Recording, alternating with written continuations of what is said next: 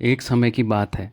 एक छोटा लड़का जिसका नाम राहुल था, अपने माता पिता के साथ पहाड़ों की यात्रा पर गया।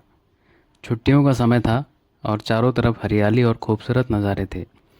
एक दिन सुबह सुबह राहुल ने सोचा कि वह जंगल के पास जाकर प्रकृति का आनंद लेगा।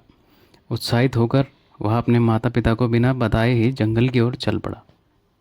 जंगल में घुसते ही राहुल ने पेड़ों की विशालता और पक्षियों की मधुर ध्वनियों को महसूस किया। थोड़ी ही देर में वह जंगल की गहराइयों में खो गया।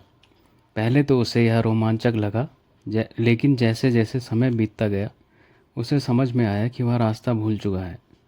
चारों ओर घना जंगल था और हर दिशा एक जैसी लग रही थी। राहुल को डर लगने लगा। उसका दिल तेजी से धड़कने लगा और आंखों में आंसू आ गए। उसने चिल्लाकर मदद के लिए पुकारा, लेकिन जंगल के भीतर उसकी आवाज़ कहीं खो जाती। धीरे धीरे शाम होने लगी और सूरज डूबने लगा। अंधेरा छाने लगा और जंगल की आवाज़ें डरावनी लगने लगी। राहुल ने खुद को शांत रखने की कोशिश की। उसे याद आया कि उसके स्कूल में एक शिक्षक ने कहा था, अगर कभी जंगल में खो जाओ तो अपनी जगह पर रुको और मदद के लिए इंतज़ार करो। उसने एक बड़े पेड़ के नीचे बैठने का फैसला किया।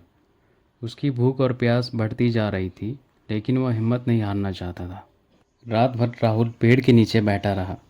थोड़ी देर बाद उसे दूर से कुछ आवाज़ें सुनाई दी।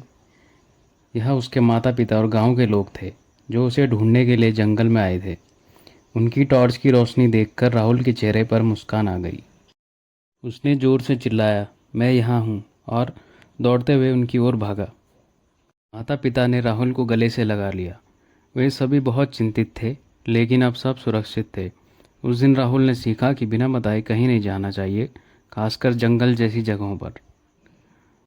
तो इस कहानी से हमें यह शिक्षा मिलती है कि हमें अपने माता पिता को बिना बताए कहीं नहीं जाना चाहिए। ऐसी और कहानियों के लिए हमसे जुड़े रहिए।